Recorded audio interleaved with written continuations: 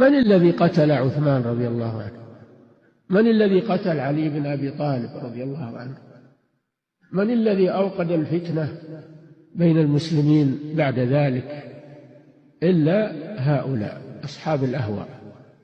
من الذي أغرى المأمون ومن جاء بعده بامتحان أهل السنة حتى سحبوا إمامهم أحمد بن حنبل رحمه الله وضربوه وسجنوه إلا أهل الأهواء؟